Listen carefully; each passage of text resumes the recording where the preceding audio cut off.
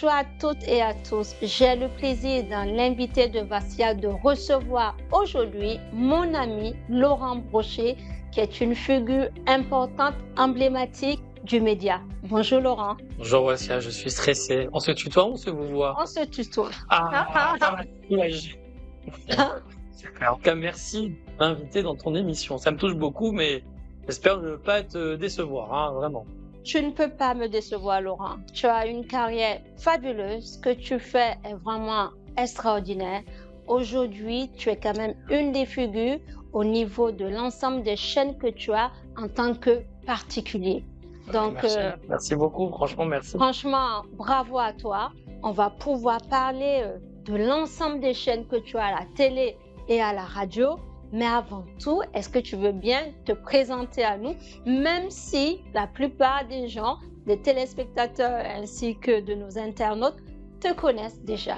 Non, alors, qui je suis? Bonne question. Des fois, je me la pose la question tous les matins.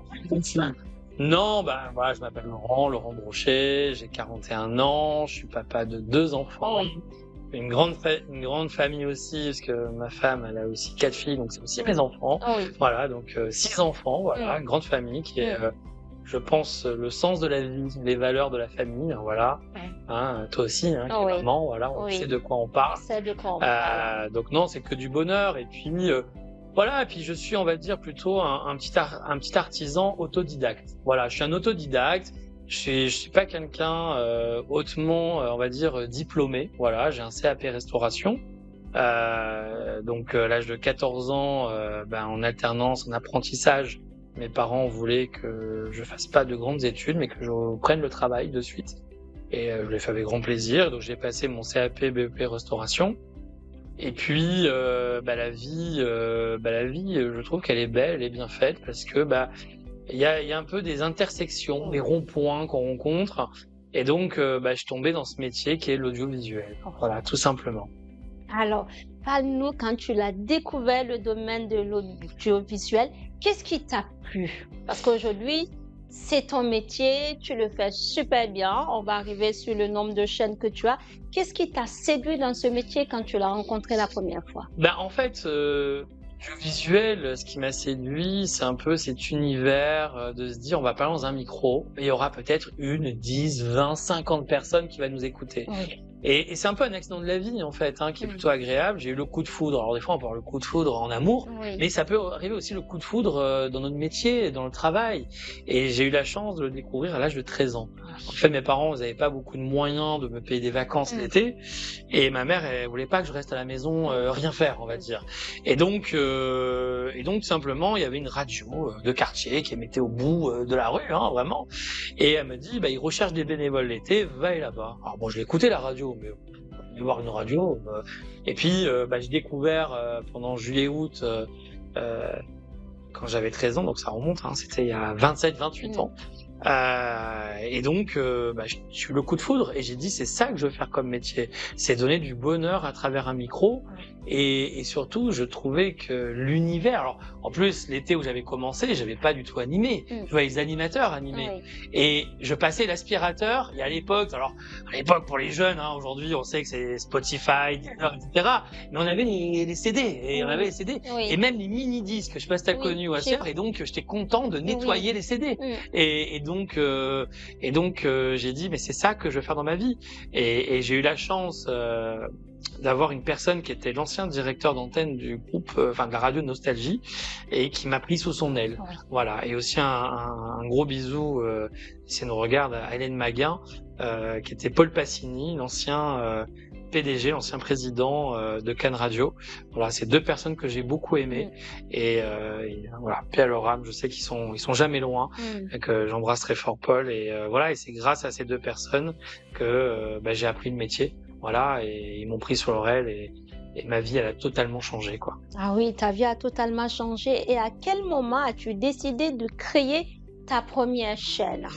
Alors, en fait, moi, je suis né à Cannes, mais mes grands-parents, ils sont dans la RPI niçois depuis 50 ans. Et donc, de temps en temps, tous mes grands-parents, je les aimais très très fort, ils habitaient dans la vallée de la Roya, en fait. ceux qui ne connaissent pas la Vallée de la Roya, il faut rentrer en Italie pour re-rentrer en France et ressortir en Italie. C'est juste à côté de Monton-Vintimille. Voilà. Oui. C'est une très très belle vallée. Bon, malheureusement, elle n'a pas eu une bonne publicité. Il y a 5 ans, les pauvres, ils ont beaucoup souffert avec la tempête Alex. Voilà. Oui. Et donc, c'est une vallée que j'ai beaucoup aimée. Et donc que j'ai grandi là-bas. Et en fait, aujourd'hui en France, pour ceux qui ne le savent pas, mais ils doivent l'entendre beaucoup en ce moment, qui s'appelait avant le CSA, le Conseil supérieur audiovisuel, qui est devenu aujourd'hui l'ARCOM, qui est un peu le gendarme des fréquences. Et en fait, tous les 15 ans, on appelle ça la nuit bleue. La nuit bleue, qu'est-ce que c'est? Eh ben, il y a des appels à candidature, des appels d'offres pour des nouvelles fréquences. Alors, il y a des radios qui partent, il y a des nouvelles radios qui arrivent. Et dans la Vallée de la Roya, je vois une petite fréquence qui est le 97.5 FM qui se rend disponible dans cette Vallée de la Roya. Et dans la Vallée de la Roya, à l'époque, il n'y avait aucune radio, aucun média, hormis Nice Matin, qui parlait de cette vallée. Et donc je me suis dit, surtout à l'époque, il y a 20 ans, la radio était très très importante. Et je me suis dit, mais c'est peut-être la chance de ma vie de monter ma propre radio. Parce que j'avais un petit peu au fond de moi un peu cet esprit entrepreneur. Tout à fait. Et donc, pareil, avec mes 2 mentors qui m'ont aidé à monter le dossier, etc. Et la chance que j'ai eue, c'est qu'à l'âge de 21 ans, je deviens propriétaire de ma première radio qui s'appelle, et qui existe toujours aujourd'hui, qui va fêter bientôt les 20 ans l'année prochaine, qui s'appelle Radio Vallée. Voilà. Toutes mes félicitations. C'est mon bébé, quoi. Oui. Et voilà, et tout a démarré comme ça, Wasia. Tu n'as pas arrêté. Tu as continué. Et ensuite, quelle est la seconde chaîne que tu allais mettre en place? Toute ma vie, ça a été un petit peu des accidents positifs. Franchement, je n'ai rien cherché dans toute ma vie.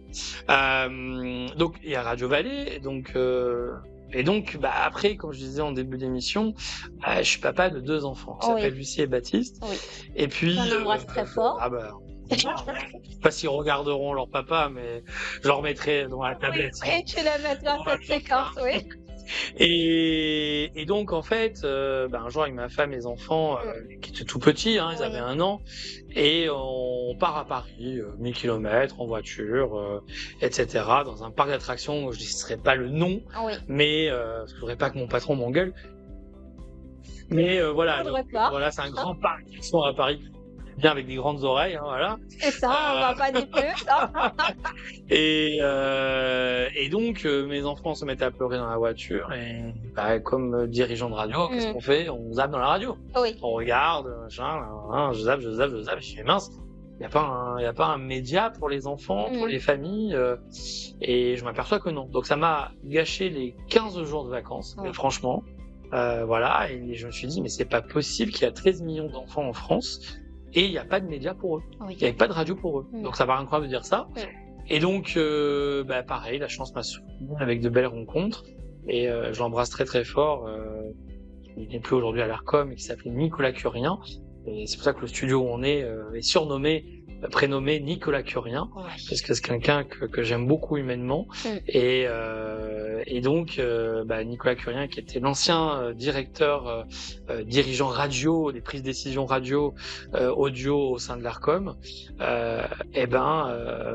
avec des appels d'offres, tous les sages, parce qu'ils sont à peu près 10, si je dis pas de bêtises, à l'ARCOM, ont pris la décision autour de Nicolas Curien de me donner des fréquences un peu partout en France. Donc c'est vrai que pour nous, ça a été quelque chose d'incroyable, parce que petite boîte qu'on était, on a ouvert Paris, Marseille, Nice, Lyon, Rouen, etc. Des grosses agglomérations de quelques millions d'habitants, c'est gigantesque. Donc voilà comment, pourquoi après Radio Vallée, on a créé donc Radio Pitchoun, voilà. Et puis, pour faire très rapide, la vie est faite de belles rencontres. On n'était pas du tout dans le milieu de la télévision, donc on a plutôt un ADN radiophonique. Et puis, la vie est faite de belles rencontres. Et le groupe Orange, la marque Orange, qui est le premier opérateur télécom télévisuel en France, avait besoin de nouvelles chaînes, un peu made in France, ludo-éducatif, etc. Et la dirigeante de ce service nous a donné notre chance. Ils ont dit, mais c'est génial ce que vous faites avec Radio Pitchoun, etc. On aimerait bien que vous alliez plus loin, créer une chaîne de télévision. Et donc, jour au lendemain, on se retrouve avec un nouveau métier qu'on apprend. C'est pour ça que je dis autodidacte, mais je vous assure que c'est Ce que je dis, c'est la vérité, tu vois, Wassia, c'est qu'on a appris à faire de la télévision. Oui. Ce qui est un peu jamais vu dans ce milieu, parce que bon, c'est dans le milieu, et on a affaire quand même à des gens qui connaissent le milieu, le métier, des consultants. Bon, bah, nous, on a appris. Ouais. Voilà.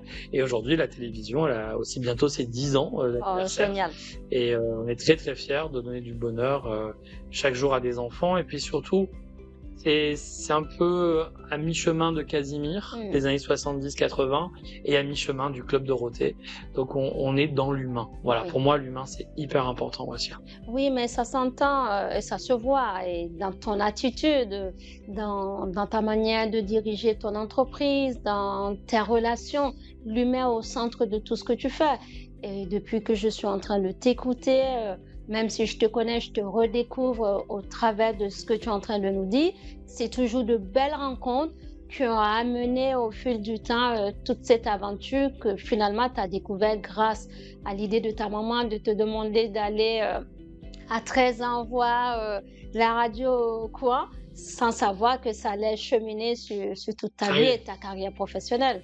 Donc ça, c'est vraiment extraordinaire. Laurent, c'est fantastique. Mais tu t'es pas arrêté qu'à ces chaînes. Quelles sont les autres chaînes que tu as créées au fil des années? Bah après, on peut parler aussi, on va rester rapidement dans le groupe Pitchoun, c'est-à-dire qu'on a créé une chaîne de télévision en Afrique. Oui. Ça a été une très très belle opportunité avec le groupe Canal+, qui est le diffuseur sur le satellite. Et c'est vrai que pour nous, petite société comme Pitchoun, déjà d'avoir eu la radio nationale, la télé nationale, pour nous c'était gigantesque.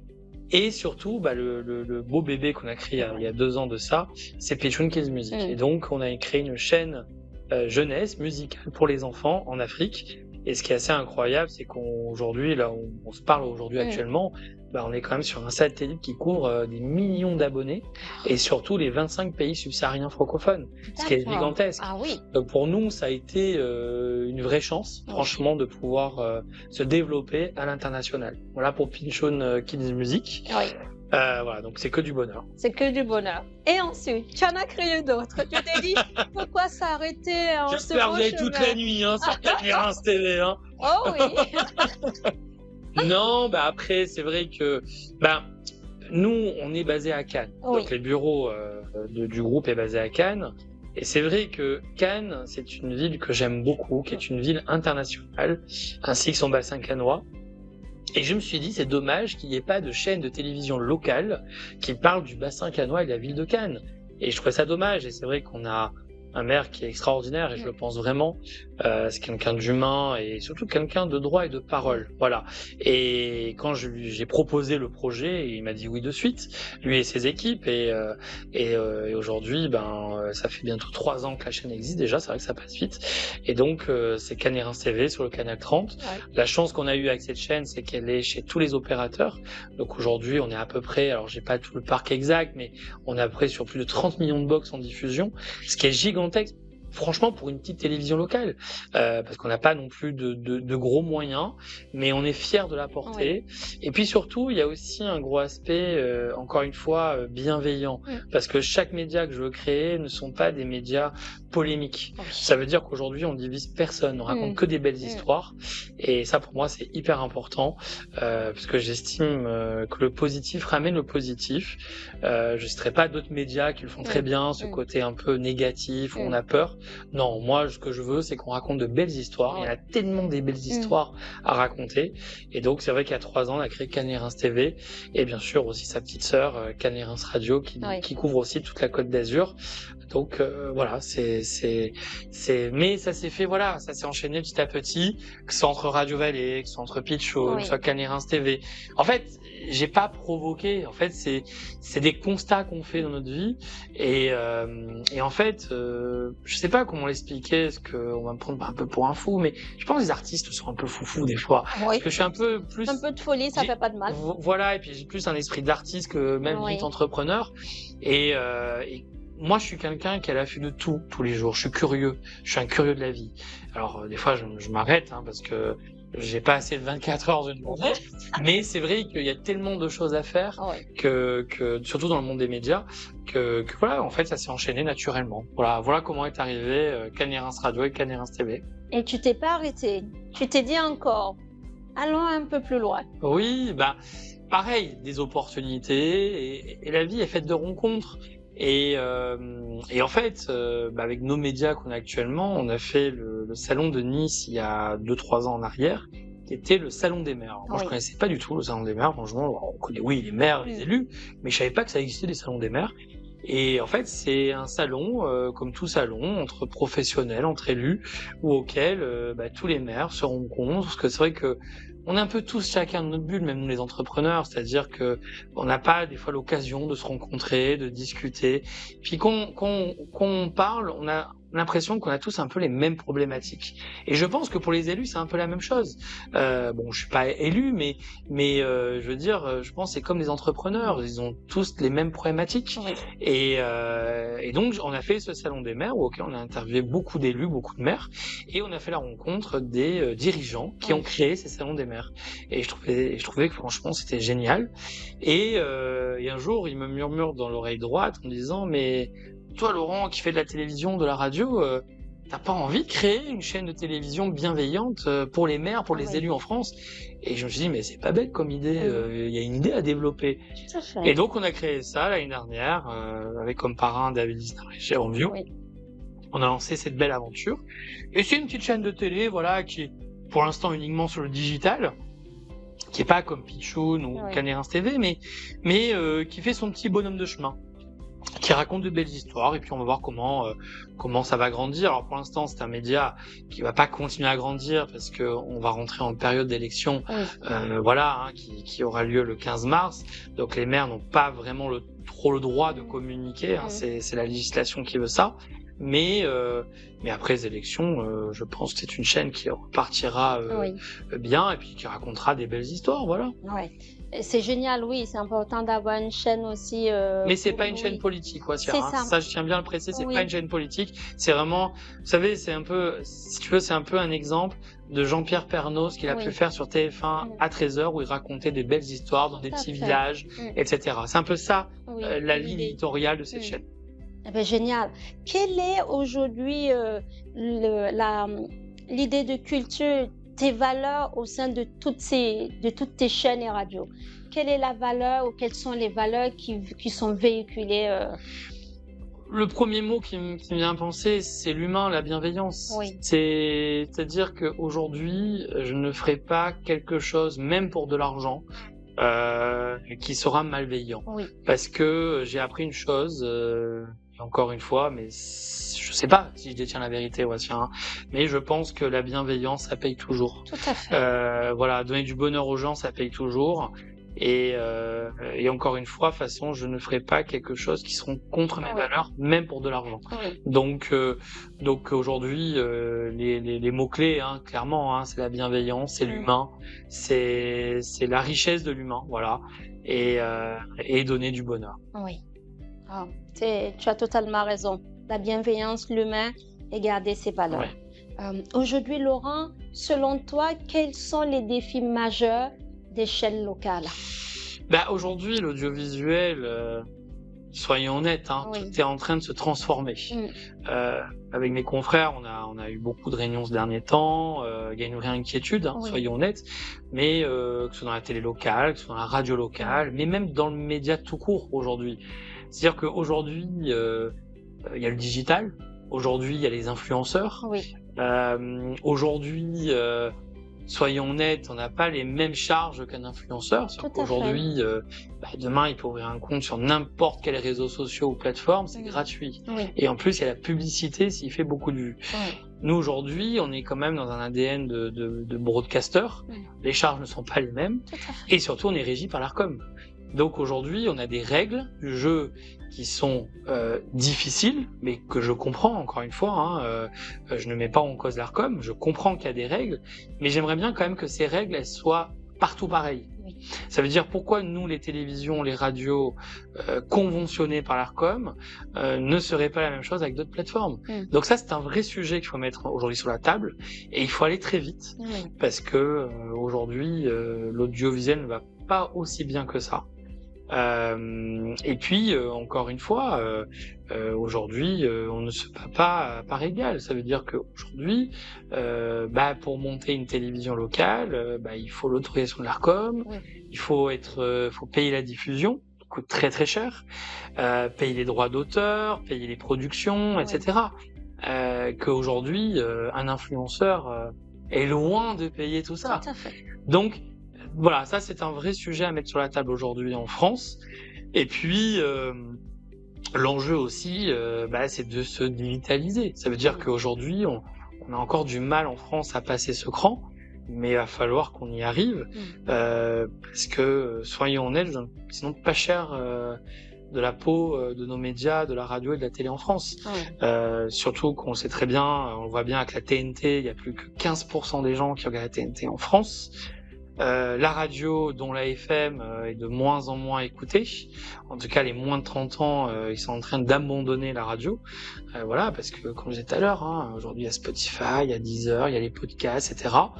Donc, soyons vigilants. Il y a encore de l'audience dans nos médias, mais prenons ce virage très rapidement, parce que le monde va vite, et je peux t'assurer, Wassia, ce que je te disais il y a un an, c'était pas encore la même vérité aujourd'hui, un an plus tard. Et à mon avis, ce que je dis aujourd'hui, dans 6 mois, ce sera peut-être même plus la vérité aussi.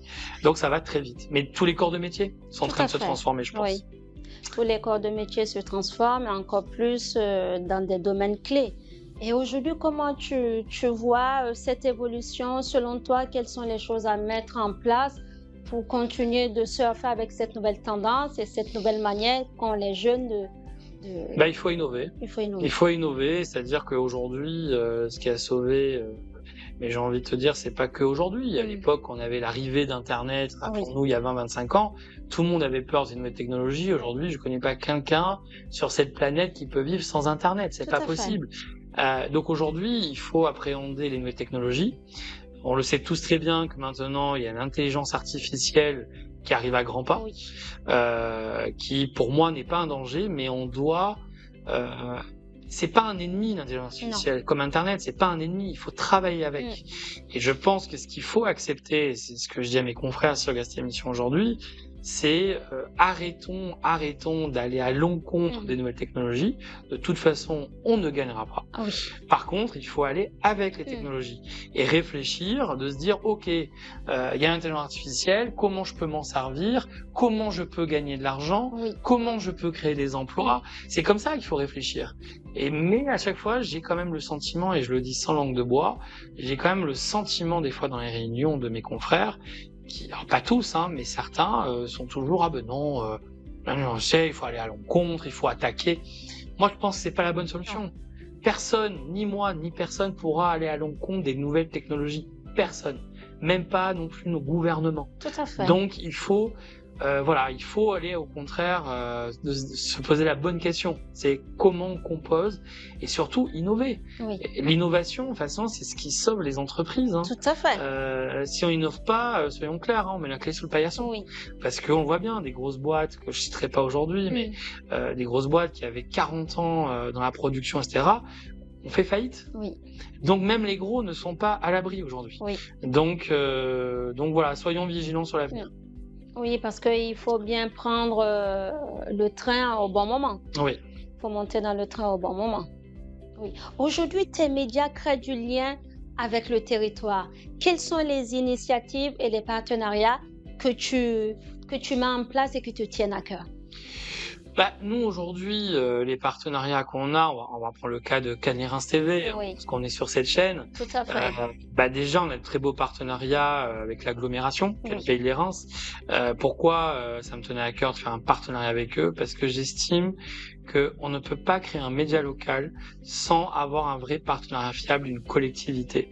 Parce que c'est important qu'une collectivité nous transmette des informations, nous aide sur le territoire à connaître mieux le territoire, parce que c'est pas parce qu'on y habite depuis des années qu'on connaît tout. Moi, j'ai découvert des choses incroyables. Donc voilà, la collectivité, c'est important. Après, on a plein de beaux partenariats, dont le tien, Voilà, Oui. au passage, on profite aussi pour te Ouais. remercier Je suis pour très ravie. notre amitié, ta gentillesse avec ta belle agence immobilière Sovimo à Mandelieu, qui est une très belle agence. Et toi aussi, tu es entrepreneur, tu te bats au quotidien. Oui. Voilà, et aujourd'hui, tu as une très très belle émission. Et franchement, elle fait aussi son petit bonhomme de chemin de route.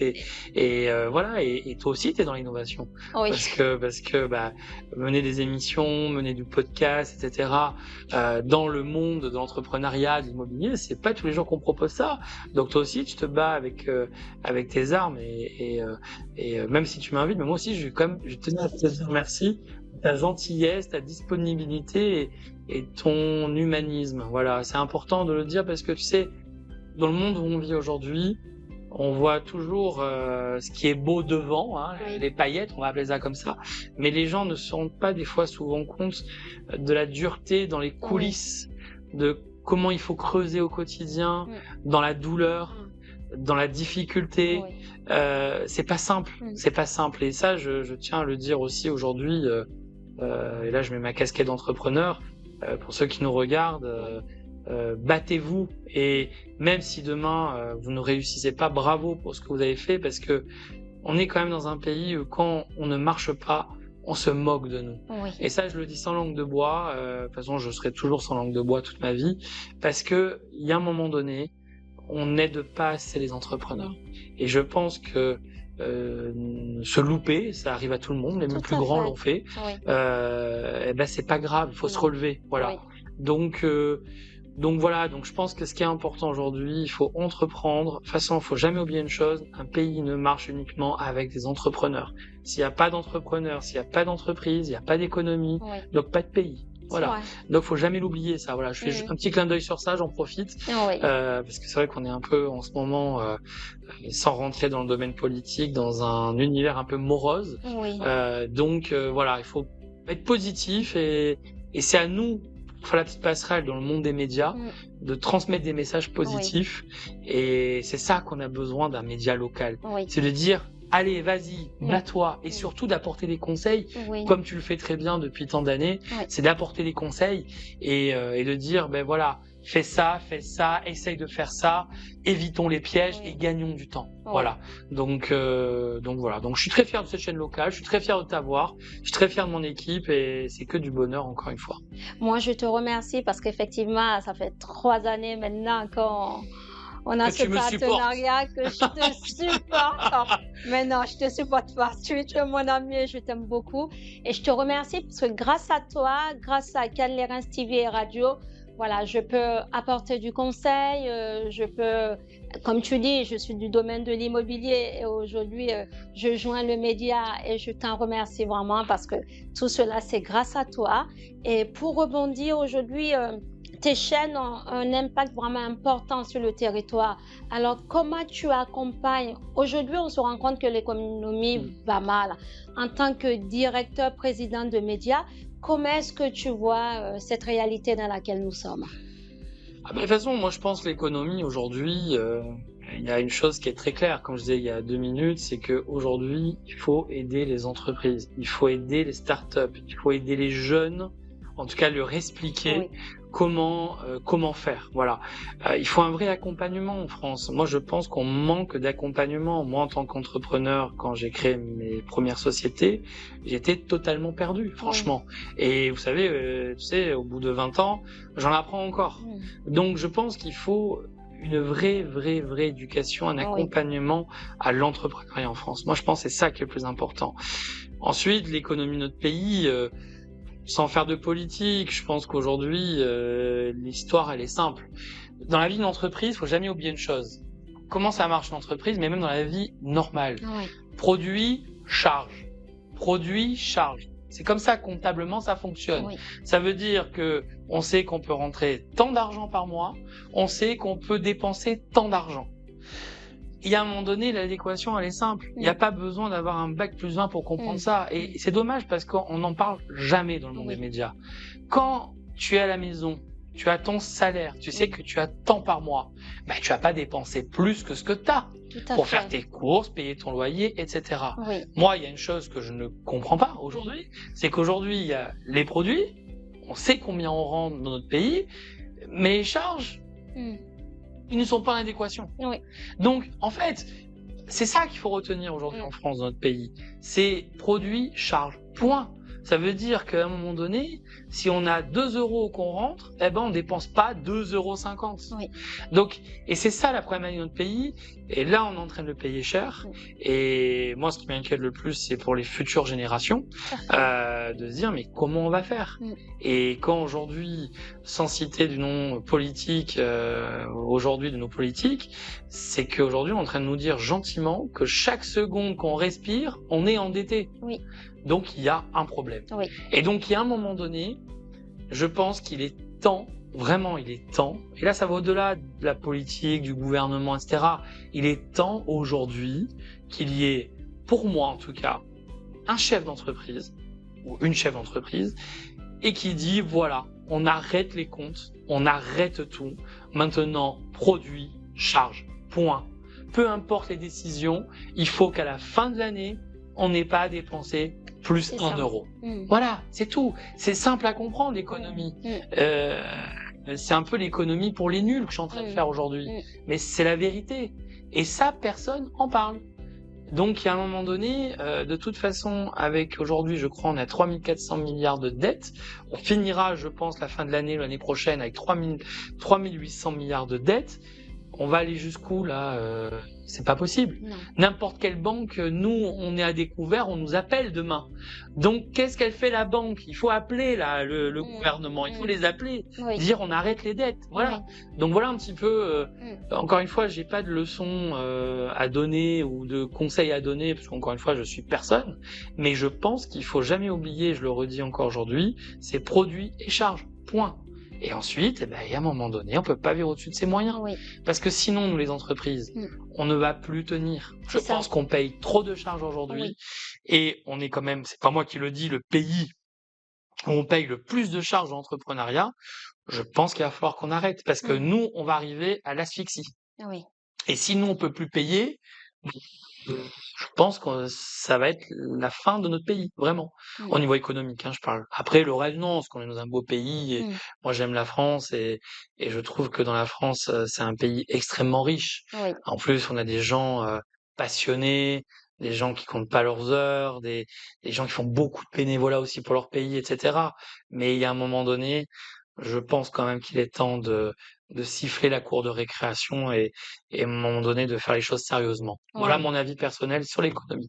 Eh ben, je te remercie. Quel est ton mot de fin, Laurent, mon ami? Eh ben, écoute, Wassia, mon mot de fin, déjà, encore merci pour tout ce que tu fais au sein de la chaîne, vraiment. Merci à toi. Parce que tu es une très très belle personne, sincèrement, et je le pense, vraiment. Je te remercie. Vraiment, c'est sincère.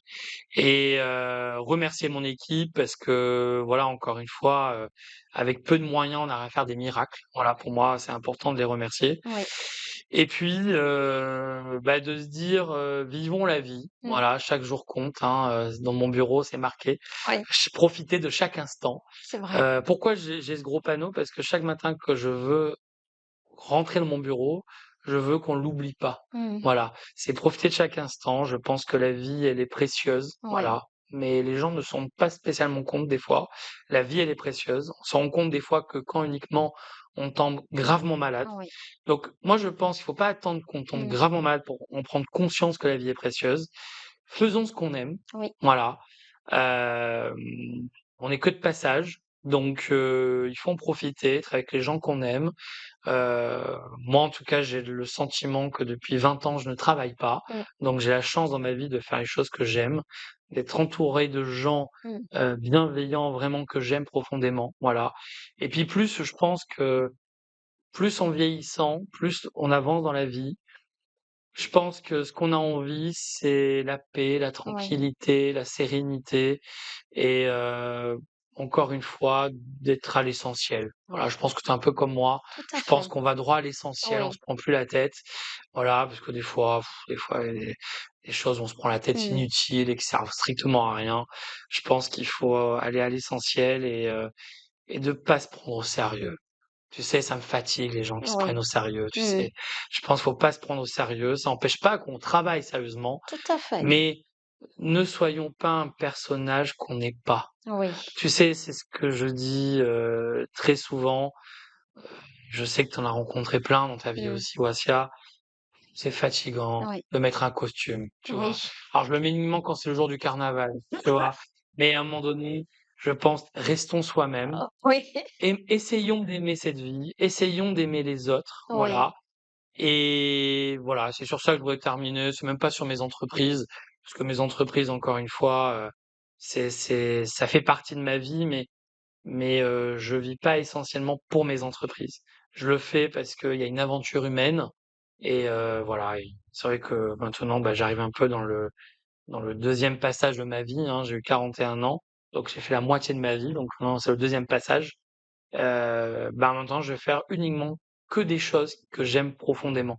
Voilà, pas parce que j'aimais pas ce que je faisais avant, Oui. mais maintenant, je vais faire que des choses que j'aime profondément et puis peut-être servir un peu mon pays. Voilà, j'en Oui. dirai pas plus. Oui. Ça, c'est quelque chose qui m'intéresse parce Oui. que je pense que au-delà de l'aspect politique, c'est pas ce qui m'intéresse le plus, c'est servir son pays. C'est-à-dire qu'à un moment donné, je pense que chaque problème a une Mm. solution, mais il va falloir vraiment la trouver, la solution. Oui. Tu vois? Mm. Et et voilà, donc je pense que c'est intéressant de servir Mm. son pays. Oui. Servir son entreprise, c'est bien, mais servir son pays, ça peut être aussi très intéressant. Oui. Même si on mettra des pots de bananes. C'est pas grave, j'aime bien les bananes. Voilà. Je vous embrasse. Ceux qui aiment les bananes, mangez-en plein. Je suis d'accord avec toi. Il faut servir son pays. Et tu es une personne avec de l'engagement, de l'humain. Tu aimes les gens profondément. Tu es impliqué et tu aimes être au service des autres. Donc, servir ton pays, ça te correspond totalement. Ça correspond à tes valeurs, à la personne que tu es. Tu vois? Bah, Donc, c'est oui. gentil, mais en tout cas, on va essayer. En tout cas, on va essayer et puis on verra. On vous racontera Au les prochain, épisodes suivants. on en fera d'autres pour parler des engagements de Laurent. Laurent, je te remercie pour Merci ce à toi, en temps. tout cas. Merci pour ton Je te invitation. remercie parce que tu nous as parlé vraiment comme tu es avec ton cœur, sans langue de bois. C'est ce qui est merveilleux avec toi. Tu dis les choses comme tu le penses et c'est vraiment important de savoir qu'aujourd'hui, malgré le fait que avec tes médias, tu couvres plus de 30 millions de box, tu restes une personne humble. Une Ouais, personne, simple et ça, c'est tout à ton honneur. Je t'en tu félicite. sais, un animateur, il disait, pour pas le citer, c'est que de la télé, c'est tout. C'est rien d'autre que de la télé. Faut pas Oui, se prendre au sérieux, c'est mais rien. quand on apporte du bonheur aux gens comme tu le fais avec tes médias, comme tu le dis, tu as un média pour apporter du bonheur aux gens aux autres, pour mettre les gens en lumière, pour être dans la bienveillance et dans l'engagement de ton pays, ben, ce n'est pas rien. C'est beau. C'est gentil, ouais, c'est en tout cas. Merci à toi. Merci encore. Je vous remercie de nous avoir suivis. J'ai passé un excellent moment avec mon ami Laurent pour vous présenter cette émission. Prenez bien soin de vous et comme il a dit, soyez bien et Mais oui, soyez bien, voilà. C'est sur ça qu'on va se terminer. oui, Et le réalisateur, il va me détester. Mais on t'aime, Nico et Brice. Allez, à plus. à plus.